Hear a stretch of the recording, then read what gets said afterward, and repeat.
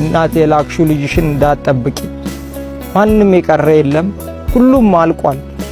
ቀባሪ የለው ሬሳው አብጦ ሁሉም አልቋል። የአብይን ወታደር ገብታችሁ እውነተኛ ሚዲያ ካለ ኢሳት ወያኔ ድምጽ እያልክ ስትጎለጉል እስቲ አሁን የአብይን ጉዳው በደቡብ ወሎ መተናዘግብ እውነተኛ ሚዲያ ካለ ደቡብ ወሎ ላይ ተራራ ላይ ሬሳ ቁጠር። የህፃናት ሬሳ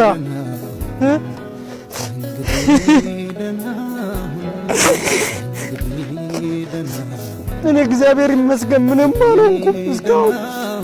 ግን በጣም ህፃናት አብሬ የወጧቸው ልጆች በስሬ ናቸው ያለቁት እና አብይ እያረገ ያለው ጥሩ አይደለም። አሁንም እንደሰማሁት ባለኝ ነገር ቡልቡላ ላይ አዲስ የመከላከያ 16000 እንዲችል አድርጎ እየተሰራ ነው ተብሏል።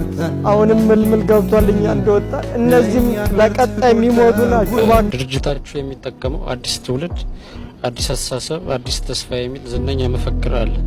ለመሆኑ የመፈክሩ መሰረታዊ ጽንሰ ሐሳብ ምንድነው? አዲስ ትውልድ፣ አዲስ አስተሳሰብ፣ አዲስ ተስፋ የሚለው መሪ ቃል ይህ ትውልድ አሁን እየተከተለው ካለው ርዕዮተ ዓለም ተጨምቆ የወጣ መሪ ቃል ወይም ሞቶ ነው። እንደ ሀገርም እንደ ህዝብም ከገባንበት መከራ የምንወጣው አዲሱ ትውልድ በአዲስ አስተሳሰብ አዲስ ተስፋ ማጫር ሲችል ነው ብለን እናምናለን። እና ይሄ ሞቶ ከየትኛው ርዕዮተ ዓለም ነው የወጣ ካልከኝ አንድ ማሳያ ላንሳልህ። በሰፊው ማብራራት ይቻላል። አንድ ሁለት ማሳያዎችን ላንሳልህ። የዚህ ዘመን ትልቁ ስኬት ነው የማምነው ምናምነው ነባራዊውን ለብዙ ሺህ ዓመታት የአማራ ህዝብ በውስጡ ይዞት ሲኖርበት የቆየውን የፋኖነት እሴት ቁልጭ ያለ የፖለቲካ ገቢ ያለው የፖለቲካ ንቅናቄ ማድረግ ችለናል። አንዱ ትልቁ ስኬታችን ይሄ ነው። አዲሱ ርዕዮትም ይሄ ነው።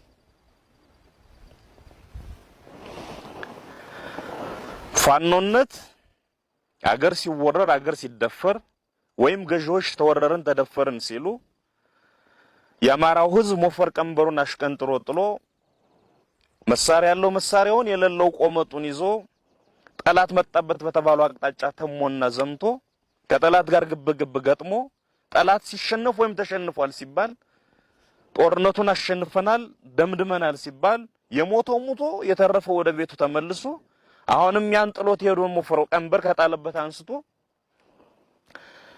ተለምዷዊ ኑሮውን ከሚኖርበት የታወቀን የቆየ እሴት አንስተን ፋኖነት የውጭ ወራሪን ብቻ ሳይሆን የሀገር ውስጥ አምባገነን ስርዓትንም ጭምር የምታስወግድበት ኃይል እንዲሆን ግልጽ የፖለቲካ ግብ ያለው ለምሳሌ የአማራን ህልውና ማረጋገጥ፣ አማራን ከፈጽሞ ጥፋት ማዳን፣ 4 ኪሎን መቆጣጠር፣ እንደዚህ አይነት ግልጽ የሆነ ፖለቲካ ግብ ያለው የፖለቲካ ንቅናቄ እንዲሆን አድርገናል። ይሄ የኛ ዘመን አዲስ ርዕዮት ነው። አዲስ አስተሳሰብ ነው። ተስፋችን የሚቀደውም ተስፋችን የሚመነጨውም ከዚህ አዲስ ርዕዮት ከዚህ አስተሳሰብ ነው ብለን ነው የምናምነው። ይህ አዲስ ትውልድ ነው። ይሄን የመሰለ አዲስ አስተሳሰብ አለው። ነገ ለኛ ብቻ ሳይሆን ለመላው ኢትዮጵያን ይተርፈን የምናስበውም ተስፋ ጭምር የሚቀደው ከዚህ ነው ማለት ነው። ከዚህ አኳያ የኛ ትግል ዘር የማያውቅ ዘር ትግል ነው ብለን ነው የምናምነው። እዚህም እዛም በተሰባሰቡ ጉልበት ተሰማን የሚሉ ኃይሎች በየጊዜው እንዲጠፋ የፈረዱበት እንዲጠፋ ዋጃወጁበት ማህበረሰብ ልጆች ሆነን ራሳችን ከፈጽሞ ጥፋት ለማዳን የታገን የህልውና ትግል ያደረግን ባለንበት ወቅት ላይ ማንንም ዘር በጠላትነት ሳይፈርጅ የታገለ ያለ ኃይል የኛ ኃይል ነው። ይህ ትውልድ ነው። የፋኖ ትግል ነው። ዘር የማያውቅ ዘር ትግል ነው ማለት ለዛ ነው።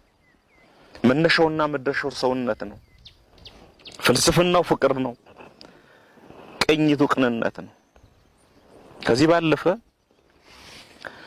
አማራው የነገስታት ልጆች ያልሆነ ይመስል ነገስታቶችን ፈጥሮ አገር ያልሰራ ይመስል የራሶች ልጆች ያልሆነ ይመስል የፊታውራሪዎች የደጃዝማቾች የትልልቅ ሴትስማን ልጆች ያልሆነ ይመስል ንግስናው ለሌሎች አስረክቦ ፖለቲካውን ሸሽቶና ርቆ ቤተ መንግስቱን ተጠይፎ ነው የቆየው። ከዚህ ያረጀና የተሳሳተ አስተሳሰብ አቧራውን አራግፎ እንዲነሳ አድርገናል። ምን የሚል አስተሳሰብ ነው እንዲነሳ ያደረግነው? ምን ታገለው ለስልጣን። ቅድም እንዳልኩት ሊያጠፋን የተነሳውን ስርዓት አስወግደን ሌላ ለኛ ብቻ ሳይሆን ለሌሎችም ልዩ ልዩ ወገኖች የሚበጅ ስርዓት ካላቆም በስተቀር የአማራውን ህዝብ ህልውና በዘላቂነት ማረጋገጥ ስለማንችል 4 ኪሎን ታርጌት ያደረገ ትግል ነው እያደረግን ያለን። የምንታገለው ለስልጣን ነው። በዚህ አጋጣሚ ምንም መሽኮርመም አያስፈልግም። አንዳንድ ነገሮች እንሰማለን አይደለ? በተለይ እኔን በአጠቃላይ የኔን ቡድን በተመለከተ ለስልጣን ለምናምን እንሰማለን። እና ታዲያ ለምንኩስና ነው እንዴ የምንታገለው? ለስልጣን መታገል የሚያሳፍር አይደለም። የአዲሱ ርዕዮተ ዓለም አዲስ አካል ነው፣ አዲስ አስተሳሰብ ነው። ይሄን መዋጥ ያስፈልጋል። ብዙ ጊዜ እንደ ኃይል በቀን ተቀን እዚህ ፋኖነት ህይወታችን ውስጥ ስንል አንዳንድ ጓዶችን ጠይቃቸዋለሁ። አንተው የባህር ዳር ከንቲባ ሆን ብትባል ነገ ምን ትላለህ እላቸዋለሁ። አንዳንድ ጓደኞች ኧረ ዘሜተው ምናምን ይላሉ። አእምሯቸውን አላለማመዱትም። ማለማመድ አለብን። የኔ መልስ ምንድነው? እንደ ቢያንስ ካቤት ታንሳለህ እንዴ ነው ሁሌም እምላችሁ። ብድግ አድርገን ነገ የሆነ ቦታ ትመራለህ ብትባል ከኔ የተሻለ አቅም ያላቸው ሰዎች አሉ። ነገሌ ቢሆኑ ብስለት ነው፣ ትልቅነት ነው። ኧረ በፍጹም ስልጣናሊዝም ግን ኃጢአት ነው። ይሄ አዲስ አስተሳሰብ ነው። አዲስ ተስፋችን የሚቀደው ከዚህ ነው። ስለዚህ ፋኖን ግልጽ የፖለቲካ ግብ ያለው የፖለቲካ ንቅናቄ ማድረግ አዲስ ርዕዮተ ዓለም አዲስ አስተሳሰብ ነው ብለን እናምናለን። ከዚህ የተቀዳ አዲስ ተስፋ እናልማለን። አዲስ ትውልድ፣ አዲስ አስተሳሰብ፣ አዲስ ተስፋ ስንል በትንሹ ይን ማለታችን ነው። ጽንሰ ሐሳቡ ሰፊ ነው። ሰላም እንዴት ናችሁ? ይህ ቪዲዮ ሼር ኮፒ ሊንክ ያደረጋችሁ ለዚህ ደንቆሮ መሀይም አድርሱላት። ይህ ልጅ የመጣው ከትግራይ ነው። የመጣበት ምክንያት ደግሞ ጦርነት ሽሽት ነው፣ ሌላ አይደለም። አዲስ አበባ ሰርቶ መኖር ይችላል፣ ሀገሩ ነው። የመጣሁት ወደ ሀገሬ ነው። ለምንድን ነው ዕቃዬን የምትቀሙኝ? ለምንድን ነው ሰርቼ ወደ ቤተሰቦቼ የምልከው ብር ሰርቼ የቤት ኪራይን የምከፍልበትን ብር ዕቃዬ ለምንድን ነው የምትቀሙኝ? እባካችሁ አትቆሚኝ ነው ያላቸው። አንቺ ደንቆሮ መሀይም።